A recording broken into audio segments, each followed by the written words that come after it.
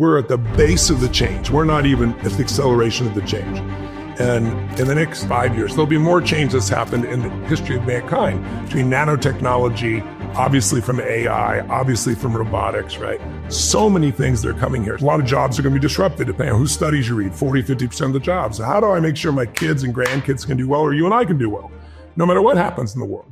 I think you need 3 skills. Skill 1, you get good at the recognition of patterns. Everything's patterns, history's patterns, financial patterns, company patterns. What you don't get angry all the time, you don't smoke all the time, or you don't drink all the time. You do those things when you're bored, or when you're triggered by sadness, or when you feel alone. So once you understand patterns, you have less fear because the world isn't chaos anymore. And so I really started to get good at studying patterns of all sorts. And then the second skill, though, is if you can use the patterns, now you have power.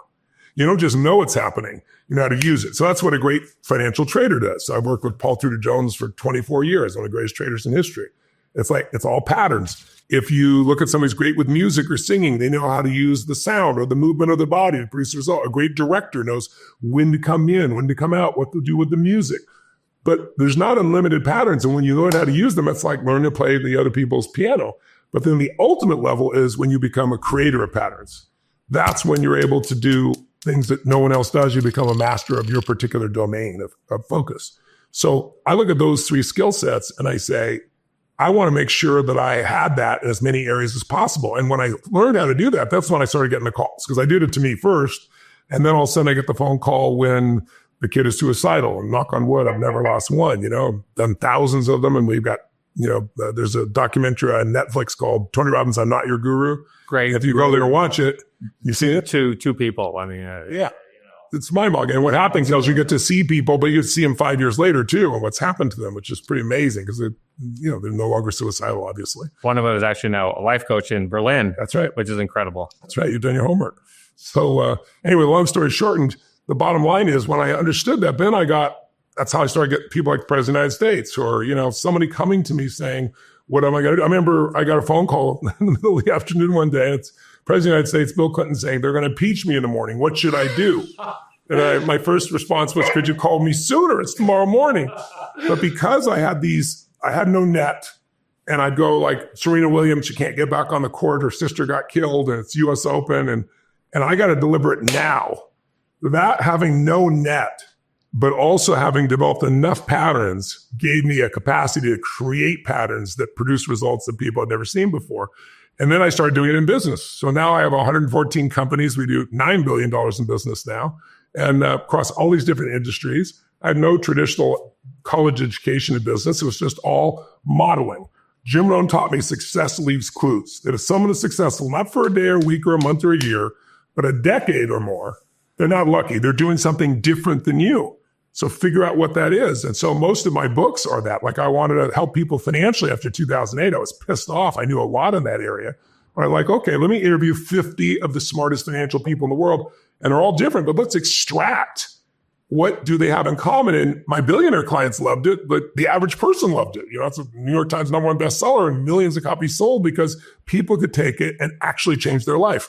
Did the same thing with Life Force. Interviewed 150 of the greatest regenerative medicine doctors in the world, Nobel Prize winners. Because right now, the breakthroughs that happen today on average take 17 years from the time of the breakthrough to your clinician will start to talk to you about it.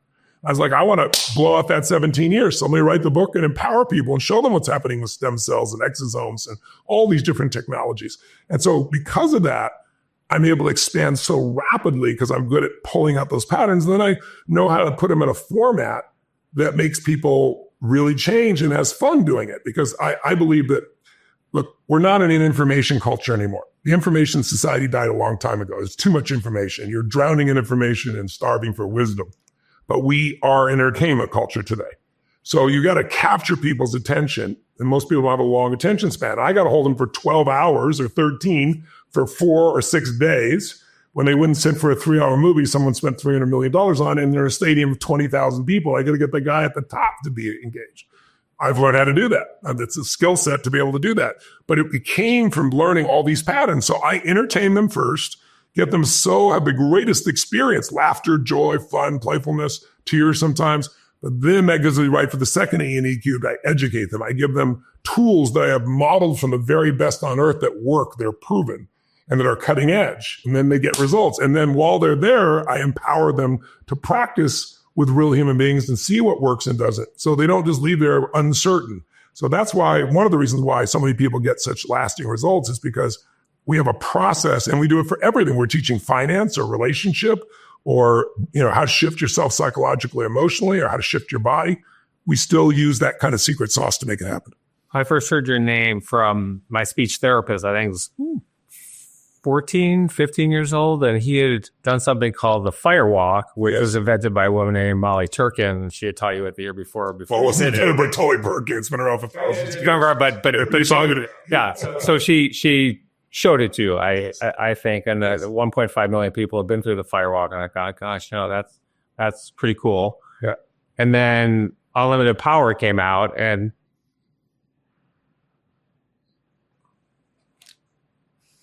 changed my life.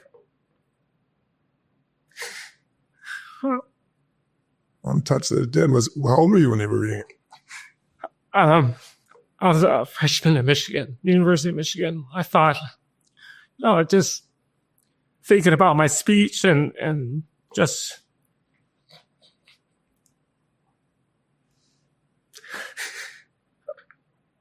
sorry. Don't be sorry. I'm really touched that it moved you so much. Oh, stop.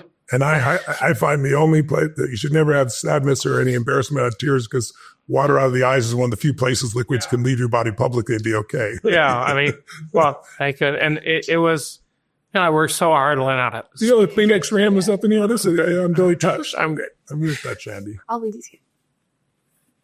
Down here, select. I suffered for so long, learned how to speech, and we go to McDonald's, so I learned how to say, "Can I have a hamburger?" It was just a lot of work every night, and I thought, I worked so hard to do that. I was a good student. That was something I can control. Yeah, I understand. The hardest worker.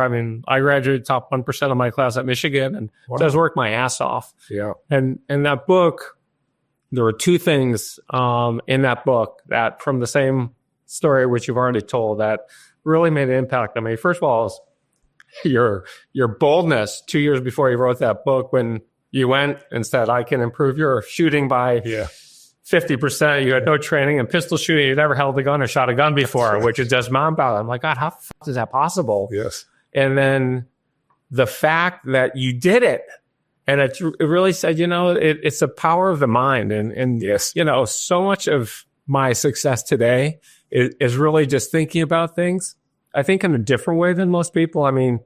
We'll talk about preparation in a minute here. And I think, there's good preparation, there's great preparation. And then if you think of the world's tallest building with the spire, it's very thin air. It's like a pin at the top of that. Yeah. And it really, that pin reminds me of the focus that you talked about. And it also talked to me about how to get to that focus, and that anybody can do it. Yeah. It really changed my life. Wow. I'm really touched to hear that. That's beautiful. Well, you've had an amazing life. I'm sure you've shared on air, but I've done my homework on you too. Company founded, 25% of the internet, 30% of the internet goes through it, $19 billion company, and all the other companies you built, your passion for beaches. And so I'm so touched. But you know what I really respect about you, Randy, and I find true, is some of the most successful people in the world had pain initially that drove them, because it wasn't easy for them, so they'd overcome it. It's like you look and say, how is it somebody you can give them all the love, support from a family, all the education, economic well-being, and they spend their life going in and out of rehab, and somebody else, life steps all over them, and somehow they develop a hunger to do more, to be more, to give more, to share more. And you obviously have that, and you lived your life that way. So when I agreed to this interview, because I saw the results that you created, because I have great respect for that, but I guessed, or hallucinated, I didn't know, I guessed that you probably had a pretty rough being. Now, you don't have to have a rough being to have that hunger. Yeah. But like I said earlier,